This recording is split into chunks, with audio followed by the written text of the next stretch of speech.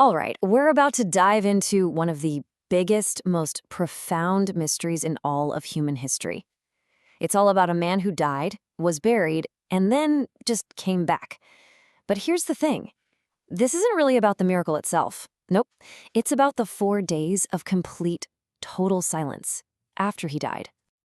I mean, it's the ultimate question, right? The one that every single person, no matter where or when they lived, has probably thought about. What if someone could cross that final threshold and come back to tell us what it was like? What would you even ask them? What do you think they'd say? That's the question that's really at the heart of everything we're talking about today. And that brings us to one particular man, a guy from a small town called Bethany. And what's wild is that he's known to history not really for how he lived, but for how he died. And get this, for the fact that he apparently had to do it twice.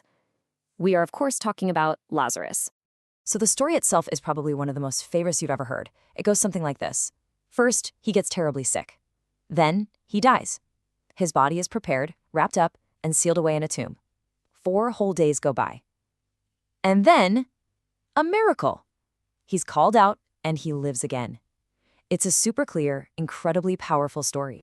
But I really want us to zoom in on that number, 4. See, in the original account, that detail is so important. It's specifically pointed out because by the 4th day, the body would have started to decompose. This wasn't some close call, not a near-death experience. This was death. Absolute. Final. And he was gone for 4 full days.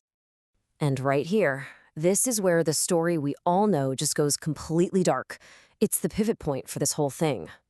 We have a witness, someone who's actually been to the other side and come back. So, what did he see? What did he feel? What in the world did he learn during those 96 hours in the tomb? So, this is where we hit this central problem, the big mystery. We have literally the single most important eyewitness to the afterlife that has ever existed, but we have zero testimony, nothing. The return of Lazarus is followed by this just profound, deafening silence.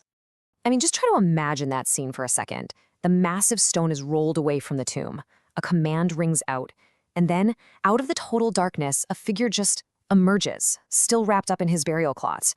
It's a moment that completely shatters every known law of nature. It changes the world forever for every single person standing there watching. And yet, here's the kicker. The really stunning anticlimactic part.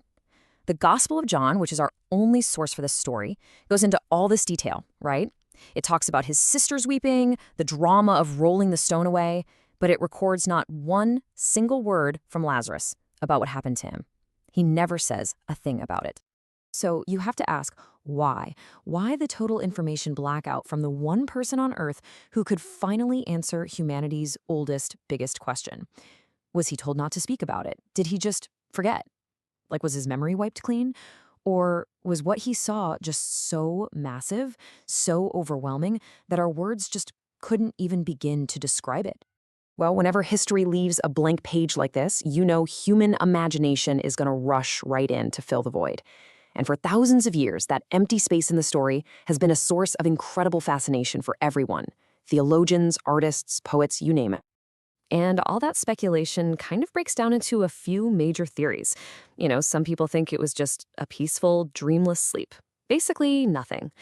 Others imagine he got a little sneak peek of paradise. Then there's the darker take, that he saw some kind of horrifying, empty void. And of course, there's the idea that whatever he saw was just indescribable, literally impossible to put into words. And the theological arguments around this are just fascinating. On one hand, you have the unspeakable glory idea. This theory says that what he saw was so holy, so sacred, that trying to talk about it would actually cheapen it, diminish it. But then there's the merciful blank theory, which is a totally different angle. It suggests that maybe his memory was wiped clean as an act of kindness. Because think about it, how could you live the rest of a normal life carrying the memory of death? It would be an absolutely crushing burden.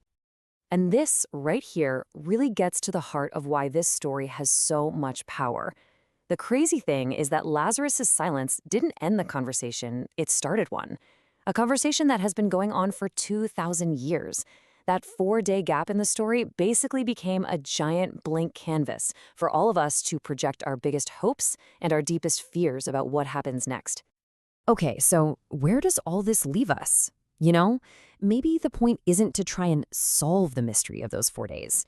Maybe, just maybe, the real power of the story is the fact that the mystery is still there, that it's been preserved. And I think that's the real takeaway here. The reason this story has lasted so long isn't because it gives us a clear map of the afterlife. It's because it forces us, all of us, to look straight at the great unknown. It's a story that's designed to spark wonder, not to hand us easy answers. Really, when you stop and think about it, that silence does so much work. It makes space for faith, for believing in what you can't see. It makes every single person who hears it think about their own life and death. It lets you decide what it means. And most of all, it keeps feeding that deep human curiosity we all have about that one final journey we are all going to take. So I'm going to leave you with this one last question to chew on. What's the real heart of the Lazarus story? Is it the big, flashy miracle that everyone saw, the man walking out of his own tomb? Or is it the quiet, deep, and totally unanswered mystery of where he went for those 4 days? That's a question that, in the end, we all have to answer for ourselves.